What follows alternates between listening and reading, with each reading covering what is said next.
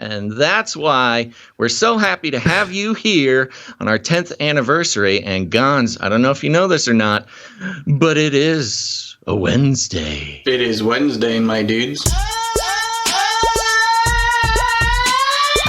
Hey guys, know what day it is? It's Wednesday. Time for the Canary Cry NewsTalk. Yeehaw! Yeehaw indeed. Here we are, Gonz. Older. Just older, just pretty older. much. I don't know just about older. You were about to say wiser, but then you kind of thought about it and maybe not wiser. We are at least older than when we started podcasting. And so this is fun. This is fun. You know, I realized that right about 8.5 years of podcasting, I started calling it 10 years. Just rounding it up, making it easy. So it is fun to actually hit the official 10-year mark. Now, we have a lot of people listening now who are like, I didn't know you guys have been going for 10 years. I started listening in 2020 when you did your big, long live stream episodes. Yes, this form of the show has only existed since 2020 because, hey, we had a lot of time on our hands, baby. But we have been doing Canary Cry NewsTalk since 2016, and our other show, Canary Cry Radio, which is a long-form interview-style show we've been doing since 2012. Feel free to go check that out. There's all sorts of long-form, fringy, conspiracy-y, back when it was cool, but also biblical prophecy, spirituality, spiritual warfare type stuff, and the same lovable technocratic critiques as always. Yeah. So if you haven't checked it out, you should go check it out. It's a great sort of foundational knowledge building experience listening through Canary Cry Radio. But yes, that is how we got here. Now, there's been projects interspersed. Gonz, of course, Age of Deceit, the infamous documentary series that you've been doing since 2011.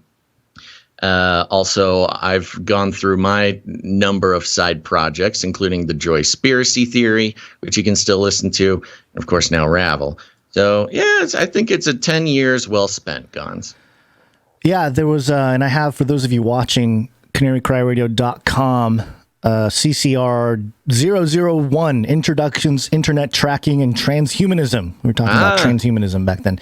And I actually is first published March 16th, 2012. So, yep, right there. 10 years ago, today. Wow. And I was listening to a few minutes at the beginning there. And the funny thing is, first off, we sound a little different. We're a little more like hush hush because we're in the church office. You know? Yes, we were sort of secretly recording in our place of work, and we're talking about the canary in the coal mine, what it means, and all that kind of stuff right at the top. And the funny thing is, you say the great thing about Canary Cry Radio is, and I'm like, I've been listening 10 years, 10 years reflecting, and I'm like, yo, we just started that podcast. That was our first episode, and you're already hyping it. Like, you were hyping it. You were like, the thing that's amazing about Canary Cry Radio. What did I say? I'm so curious. Something along those lines. I don't remember. We don't have to play. I want to know what I thought was so great at that point. The great thing about this podcast, folks, in the first 5 minutes of its existence, is that I'm here. I mean, basically, it was interesting to listen to. My voice sounds a little higher pitched. I think I was moving faster back then.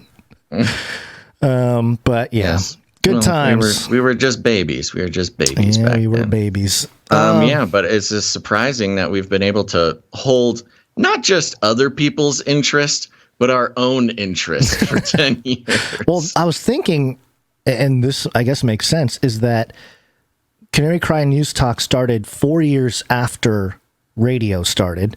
And so we've been doing NewsTalk longer than we've been doing radio now, which is kind of crazy. Well, we didn't stop doing Canary Cry Radio. I know. But in terms of like... We've been doing Canary Cry NewsTalk for longer than we had been doing Canary Cry Radio. Yeah, okay, yeah, there you go. Which is still impressive. I mean, when we started this show, we were pretty well established and like into the scene we weren't babies. We were 4 years in, and of course, this is just my own sort of hubris and being a young man as I was back then, thinking that, what was I? I was 25 or 6 when we started this show.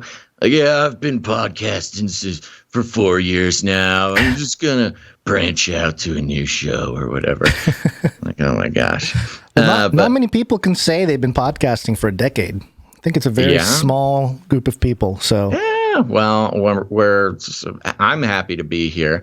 I can't believe that we are able to still do it, and as old men now, able to actually do it. I was going to say professionally, but that's a weird way to put it. Just to be able to continue to do it as we grow older and have more responsibilities and children and financial responsibilities and stuff. That is the time in life, your 30s, your late 20s, where people tend to kind of shift away from the like making your dreams come true attitude and start valuing doing the thing that you stability. need to do. Yeah. You value stability and you start making those hard decisions, which is not to say that we haven't had to do that. We've both been working in other jobs for most of that time. For me, literally up until the pandemic, when I couldn't work and suddenly had so much time to podcast. But happy to be here. Happy everybody else is here. We're extremely thankful that you continue to tune in and support the show and find it valuable. We're very grateful to God to have, helped to have pretty much been entirely responsible for the continuation of this show. Something we love to do, something we feel is very valuable, not just for us, but we feel we've found something valuable we can do for the world. So enough rambling on from me, but just wanted to express my gratitude to everybody. Yeah, because we wouldn't be anything if it weren't for the listeners and the producers and everybody involved in doing the show. 100%. I would argue we still are basically nothing.